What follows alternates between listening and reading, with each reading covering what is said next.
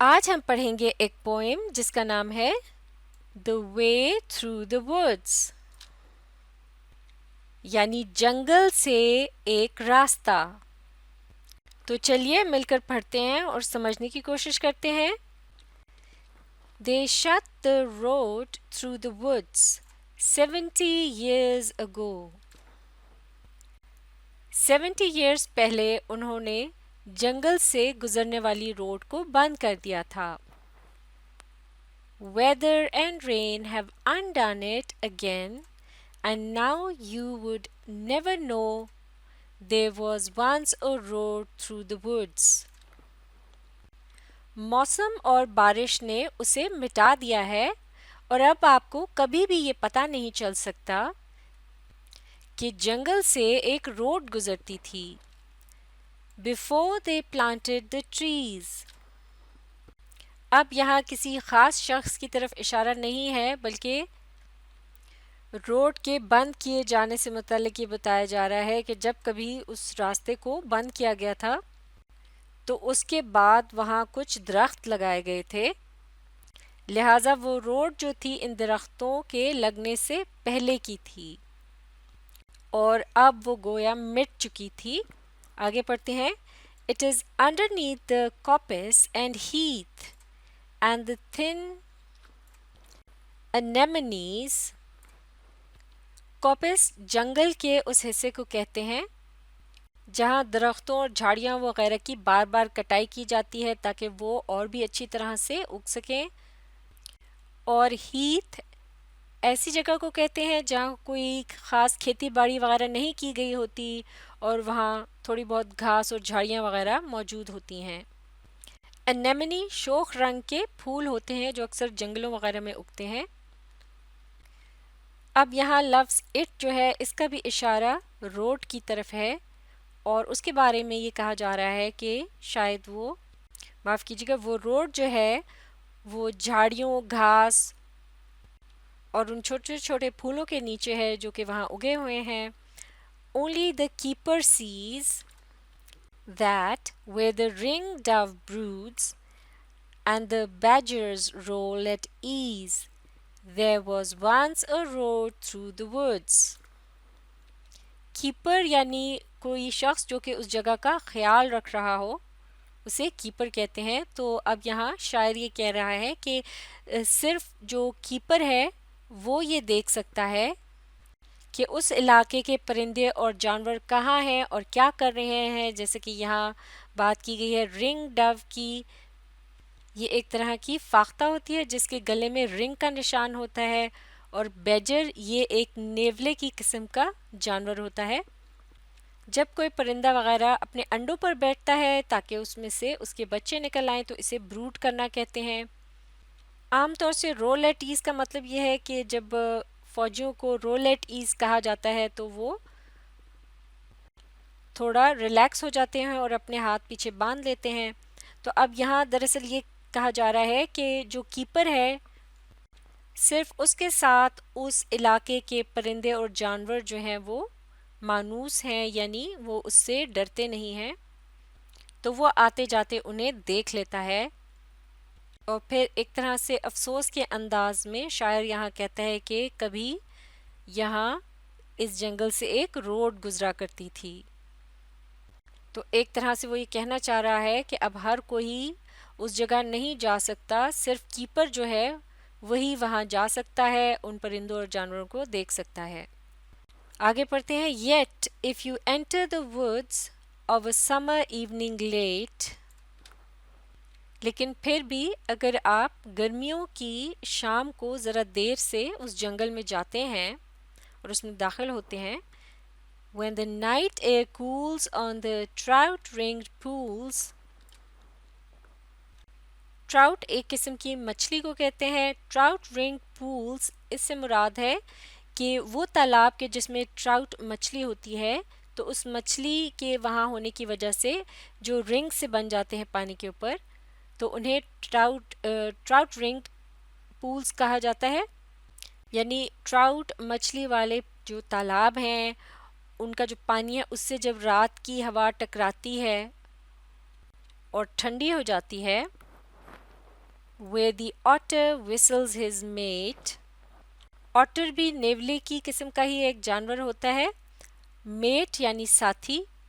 تو وہاں جہاں کے otter جو ہے وہ اپنے میٹ کو بلانے کے لیے سیٹی بجاتا ہے.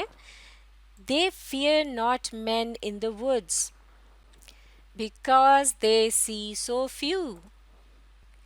جنگل میں جو آدمی آتے ہیں تو یہ جانور ان سے نہیں ڈرتے کیونکہ انہیں وہ بہت کم نظر آتے ہیں، جیسا کہ بہت کم لوگ اب اس طرف جاتے ہیں. You will hear the beat of a horse's feet.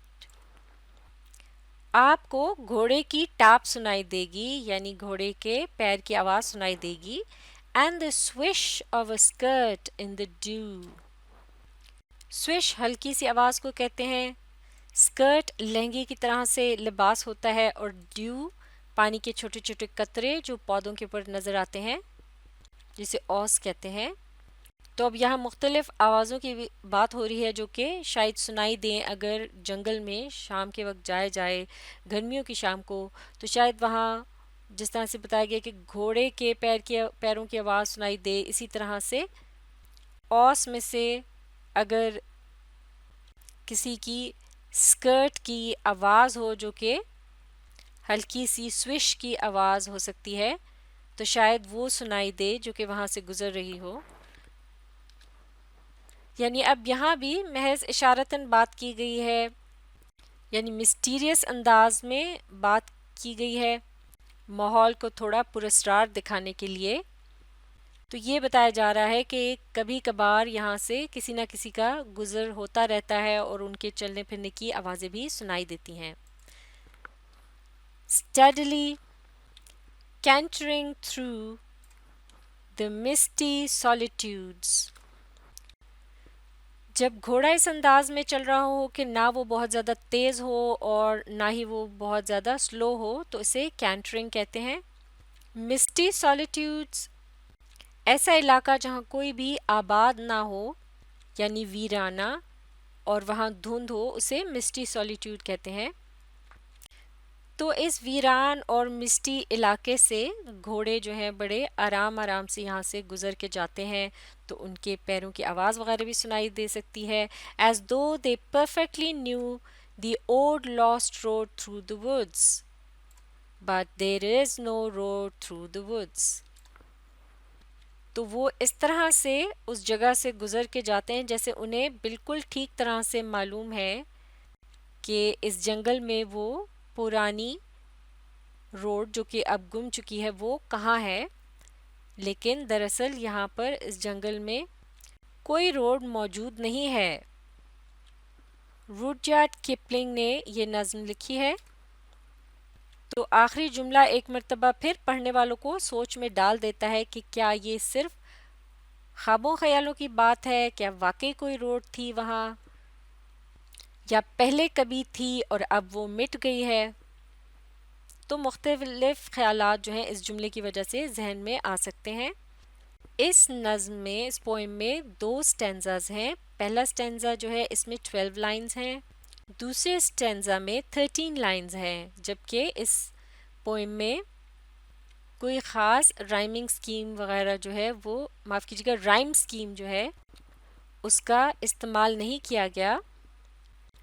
کچھ ملتی جلتی آوازوں والے لفظوں کو دور دور جگہ اس نظم میں ادھر ادھر استعمال کیا گیا ہے، کسی خاص پیٹرن کی طرح سے یعنی لائنز کے اینڈ میں اس طرح سے استعمال نہیں کیا گیا سوائے چند ایک جگہ کے، جیسا کہ یہاں اس سٹینزا میں ہم دیکھ سکتے ہیں پہلی لائن میں، اس کے بعد 5ویں لائن میں اور پھر آخری لائن میں لفظ ووڈز کا استعمال کیا گیا ہے. لیکن ووڈز جو ہے کیونکہ یہ اس کا مین تھیم ہے اس پوئم کا، اس لیے اس کو بار بار یہ لفظ جو ہے اس پوئم میں ہمیں دکھائی دے رہا ہے. اس کے علاوہ یہاں ٹریز اور سیز کا کے جو الفاظ ہیں ان کے درمیان بھی 2 لائنز کا گیپ ہے، یعنی یہ قریب نہیں آتے. اور پھر ایک لائن چھوڑ کر لفظ ایز کا استعمال کیا گیا ہے جو ٹریز اور سیز کے ساتھ رائم کر رہا ہے. اسی طرح سے یہاں اگو اور نو جو آپس میں رائم کر رہے ہیں ان کے درمیان میں بھی ایک لائن آ رہی ہے، تو اس طرح سے ہم یہ نہیں کہہ سکتے یہ کوئی رائمنگ کپلیٹ ہے. تو جو رائمنگ ورڈز ہیں ان کو ذرا دور دور استعمال کیا گیا ہے، تو اس کی جو رائم سکیم ہے وہ بالکل فکسڈ یا رائمنگ کپلیٹ کی طرح سے نہیں ہے، جیسے کہ رائمنگ کپلیٹ میں ہر دو لائنز جو ہوتی ہیں جو ایک دوسرے کے بعد آ رہی ہوتی ہیں ان کے آخر کے جو الفاظ ہوتے ہیں وہ آپس میں رائم کر رہے ہوتے ہیں، تو یہاں اس طرح سے نہیں ہے. اس پوئم سے ریلیٹڈ کویسچن آنسرز کو اگلی ویڈیو میں مکمل کریں گے. آپ اس ویڈیو کو ری پلے کیجئے اور اس کے ساتھ ساتھ پڑھنے اور سمجھنے کی کوشش جاری رکھیے.